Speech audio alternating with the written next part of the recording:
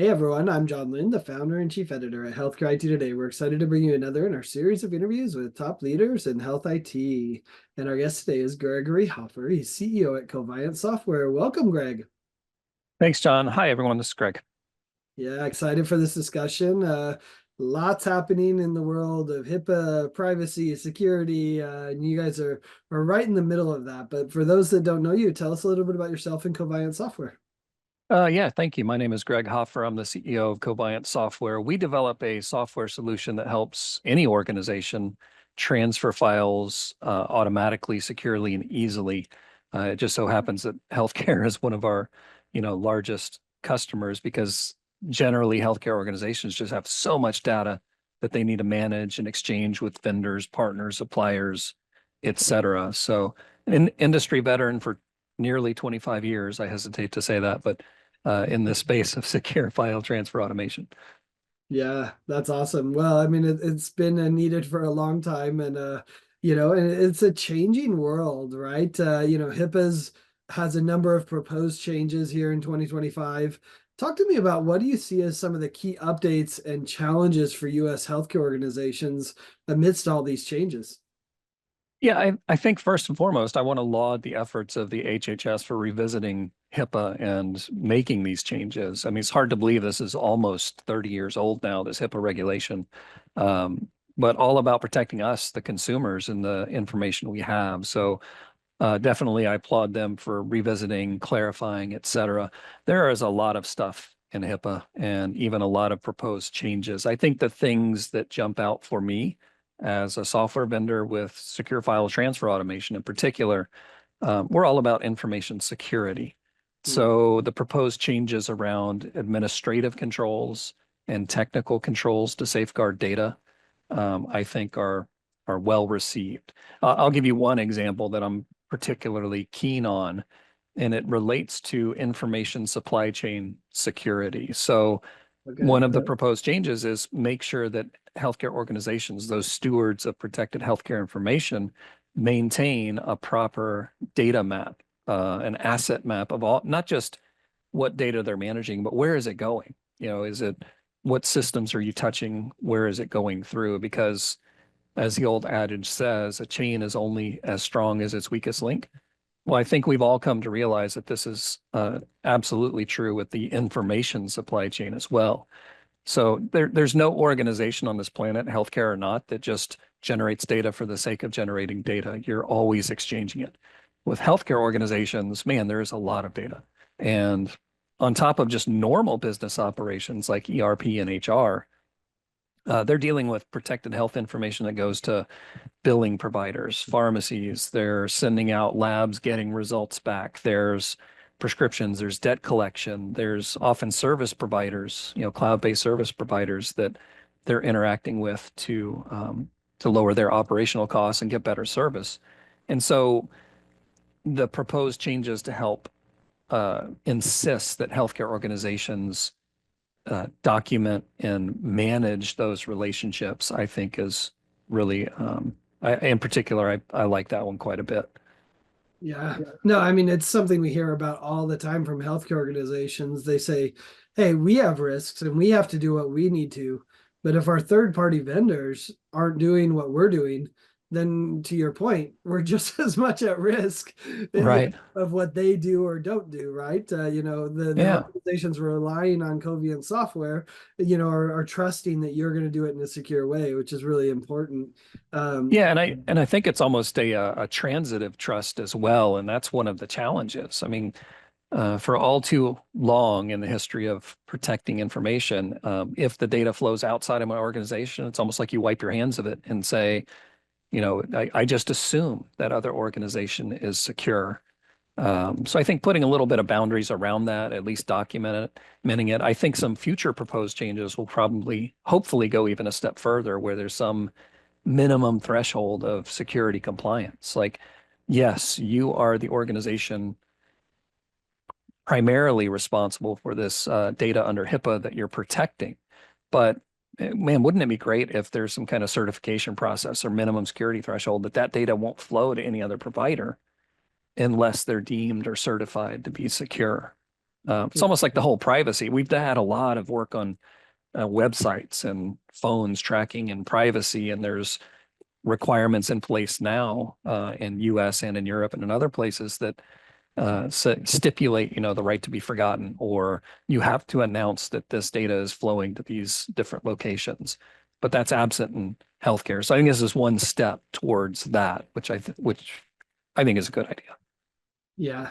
I mean, it's interesting. I think every health ID vendor would love like kind of the HIPAA compliant star, that they can Yeah, put on their website, the seal of approval that they did. right. If many, I get a lot of startups who come to healthcare IT today, and they're like, how do I become HIPAA compliant? And you're like, there's not a certification, right? Like Right. you decide it yourself. You have to go through the process. You need to do risk assessment and different things. But yeah, there is no process. So I think you're right. Yeah. Many people would love something like that. I Yeah, and think, yeah, go ahead. I'm sorry. I just think that vendors can help with that as well, right? So they come to you for sure, but they're also coming to us. We don't deal with everything healthcare, right? We're focused on the exchange of files between systems, an important and critical part of that, but it's not everything. We're not a document management system. We're not a patient record system. We're not a device data transfer system, right? From these handheld things that doctors or physicians carry, but organizational, operational data flowing between systems, that's our bailiwick. And based upon these proposed changes in healthcare, which again, I think they're a great idea, we're evolving our product as well. So, for example, we're about to release software that has a specific feature aimed at this inventory management or information supply chain asset management. We'll make it as easy as running a report to see either visually or to generate a CSV file for, permanent inventory, all the systems that data is flowing between. So we as vendors, the point is, are facilitating some of those steps in HIPAA compliant where it's appropriate. And I think you'll see adoption by other vendors doing similar things as well. So this, it's one aspect of the answer when customers say, "How do I become HIPAA compliant?" Yeah. I think the other changes we're seeing with HIPAA come to do with like real-time incident reporting. We've always Mhm. had the HHS, wall of shame as it's affectionately called, right? And then of course increased penalties, which there's been penalties, but I think they're getting larger and bigger, and the breaches are getting larger. To be fair as well, it's easy to breach, a million records electronically, whereas paper charts that's a little harder to do, right? So that's evolved. What do you see happening there as far as incident reporting and penalties and driving the actions that we really want, which is, hey, we really, HHS doesn't want to do any penalties or have any reports. They'd rather just have you secure. But so, what do you think of those? Yeah, I think penalties, unfortunately, are probably the best way. It's the teeth of the regulation is penalties, and it really is a big driver for compliance. If we didn't have penalties, then companies wouldn't care.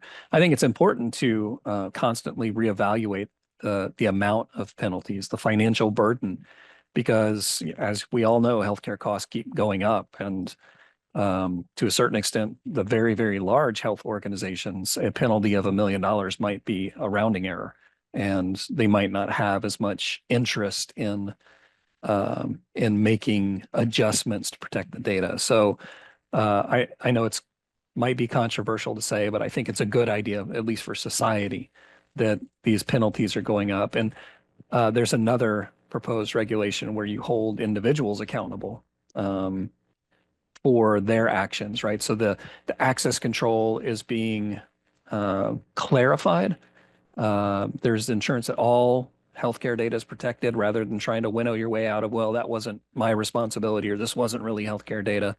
Um, so um, the different aspects of this are not just, hey, there's financial penalties. It's, what falls under those financial penalties? Who is responsible for those financial penalties? Can we hold individuals accountable for certain actions that lead to data breaches, et cetera? Um, so I like the ideas. Now, that being said, a software vendor such as ourselves here at Covient Software, our focus isn't, hey, how do I meet the minimum requirement of the law for HIPAA? Or not even necessarily how do I prevent our customers from suffering financial penalties? Our focus is information security, just very generally. And we do our dead level best to make sure that we facilitate information security in transit, at rest, make it as easy as possible so people don't try to circumvent it, et cetera. So I guess it's a question of focus as well, is my point, is you want to make sure you're not just focused on the penalties. You really want this holistic approach to, hey, it's really my duty to keep information secure. Yeah, very well said. Well, you've shared a little bit about your solution, but I'd love to dive in more. Talk to us. Yeah. What is your Diplomat MFT solution? So Diplomat MFT is software that helps customers automate and secure the file exchanges between systems. And that can be internal, or it can be across your firewall boundary to external entities. So in the healthcare space in particular, man, there are just so many different needs to move data in and out of systems.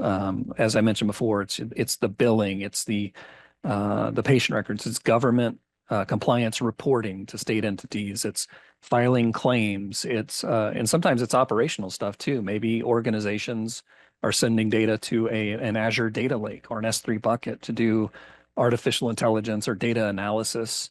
It's not necessarily strictly for the patient health, but it's to help those organizations get better.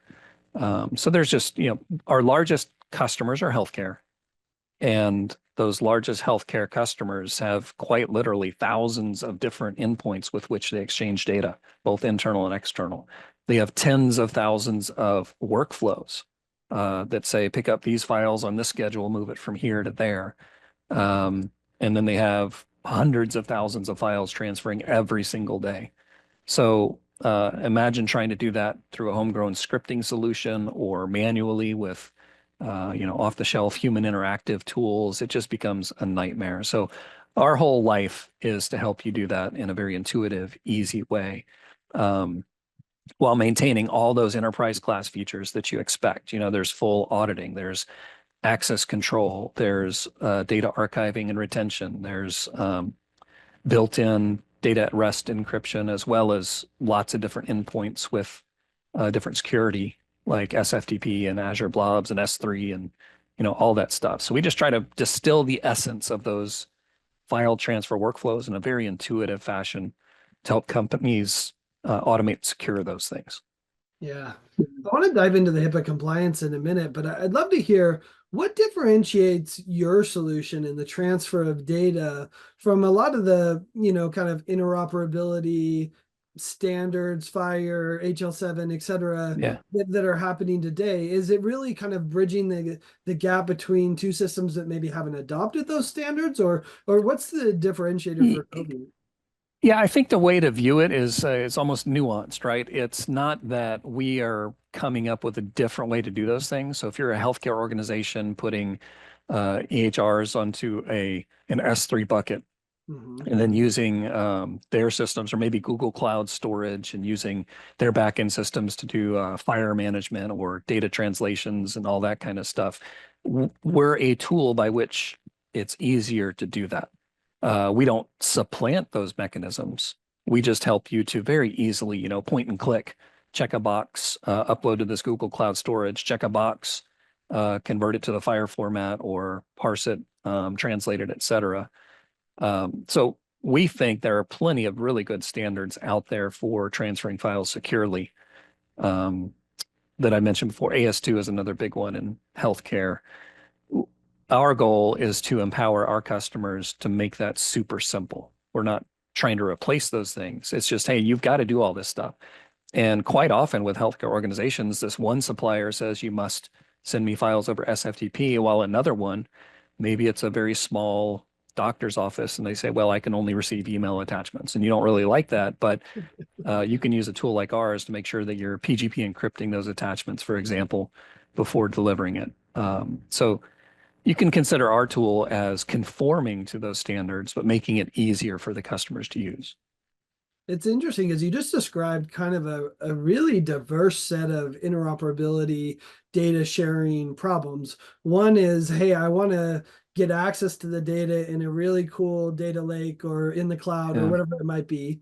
And then the other one example you gave is like a very point solution. Hey, Yeah. this long-term post-acute care needs this file, and I can do that. So it sounds like you can do the full breadth of sharing from individual file sharing all the way up to full data exports to clouds or lakes. Is that Yeah. how you kind of look at it? Yeah, our goal is to always provide what the customer needs, right? We try to push people away from email, for example. We recommend they don't do that, but the fact of the matter is, organizations might have to do that. So, yes, we have a mechanism, and then we have standards, best practices, guidance that says if you're going to do this, make sure the data is encrypted before you send it, for example. But interoperability with as many endpoints as make sense is really our goal.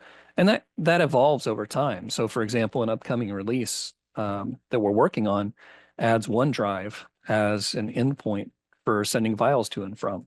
Because organizations are either moving away from SharePoint and adopting OneDrive.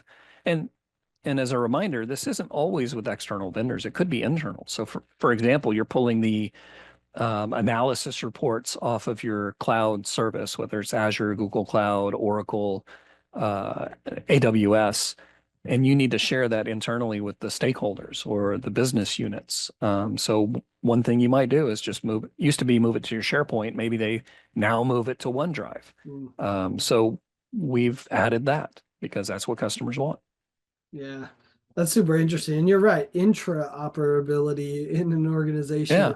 is actually the easiest form of data sharing beyond the interoperability with other vendors, although there's challenges internally sometimes too. Uh, Yeah, and I think this is where HIPAA actually, both the HIPAA original regulation now with clarifications, I think this is where another point where it's really important because quite often we see customers come to us or prospects come to us and say, we already do SFTP, we already do PGP with all these external people, and we might just politely ask them, okay, so what are you doing with sharing the information with your business units or your director level or your analysis team? And it's like, oh yeah, we just put them on a shared network drive over here. And okay, well, how do you audit that? How do you ensure access control?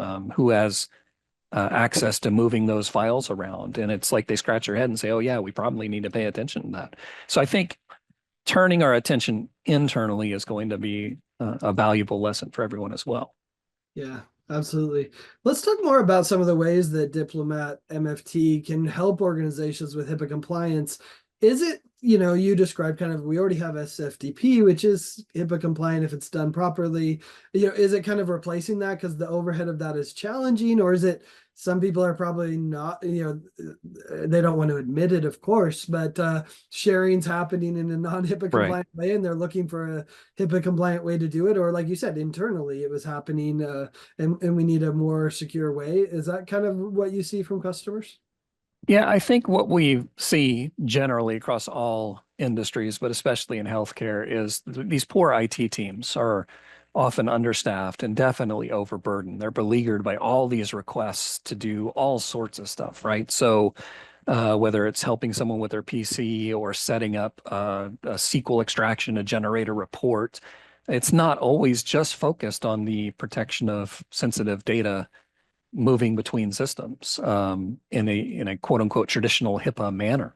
And so therefore it's really hard for a lot of organizations just wrap their arms around all the stuff that is required for HIPAA. And so what Diplomat MFT tries to do is say, okay, you don't have to spend your time trying to understand all of this. We have implemented a set of many different ways to move files around, and then our tool has that layer wrapped around it to help you maintain that HIPAA compliance. It has the auditing, it has the reporting, it has data retention and archiving, it has encryption at rest and in transit. It has notification systems built in.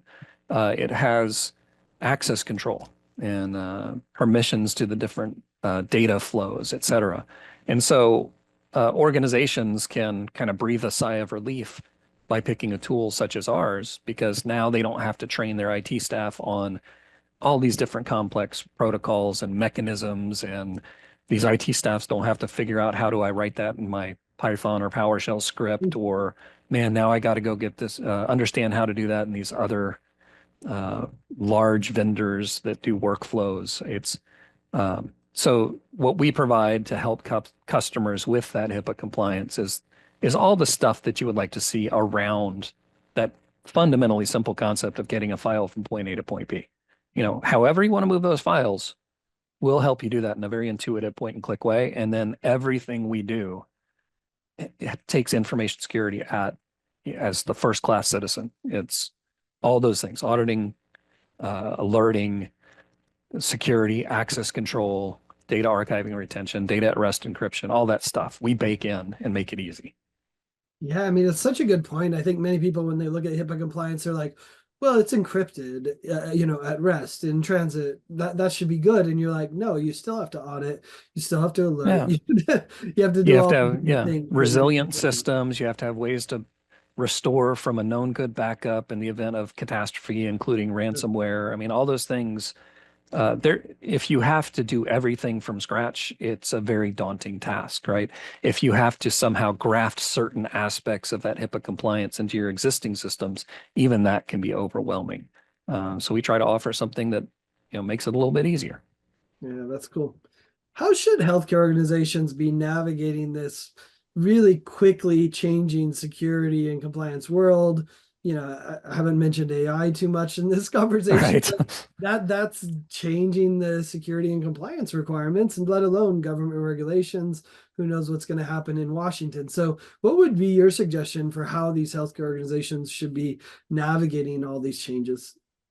My first answer is always education. And I know no IT person ever wants to sit through training classes, or they don't really have time to go read publications such as yours, but really they should be. And hopefully managers, directors, et cetera, allocate the appropriate time and or budget to help their IT staff get better at what they do. So we do that here at Cobalt Software with our teams. Education is a big part because the pace of change is just astronomical. So you have to invest in some form of education. So that's always my first answer. Now, that being said, one of the things I would offer is that this is one specific area where focused companies, such as ourselves or any other software vendor, we have certain luxuries that a healthcare organization might not have, whether it's that small clinician's office that, all they're doing is work every day and they don't have time to stay abreast of AI and quantum computing and all this kind of stuff. But vendors such as ourselves, that's our focus. I don't have people calling me every single day saying, "Can you fix my computer?" or "Can you, generate this report with SQL extraction?" or "What happened to those files?" That's the day-to-day operation of these IT teams and healthcare organizations. We focus on information security and cybersecurity. So we invest heavily in staying up to speed with these things. So as a result, we pour that investment back into our product. So I think companies can establish good vendor relationships as well and rely upon the trustworthy vendors to help them through these things. For example, you don't have to be an expert on quantum computing. I mean, the quantum computing itself used to be science fiction. Now it looks like it'll probably happen before I'm gone. I mean, it's coming. Um, but it fundamentally disrupts everything we do today for protecting data with cryptography. The math behind it is now rendered useless. So it's kind of a scary future world. I don't think healthcare organizations should be investing in training their employees on what is quantum computing, how do I do post quantum computing, cryptography, all this kind of stuff. Instead, yeah, it'd be nice to know that stuff. You should read up on the NIST publications about it to get some idea of what's going on. But vendors such as Cobalt Software, we're already adopting these post-quantum resistant cryptography algorithms in our software. And so it becomes really easy through those vendor relations to keep up with the times by relying upon those vendors who can focus on those things. Yeah. And I hear from CIOs all the time, it really isn't becoming a vendor relationship, it's becoming a partner where I can Yeah, trust them to protect me and protect my data in the security case, or to do new enhancements that provide me more value. So I think exactly. that's where we see the trend going for sure. Yeah, agreed. Yeah. Well, Greg, this was awesome. Super interesting to hear the work that you're doing to protect healthcare organizations. Where can people go to learn more about Covient software? The easiest thing to do is visit our website at www.coviantsoftware.com, or find us on LinkedIn, linkedin.com/Coviant Software.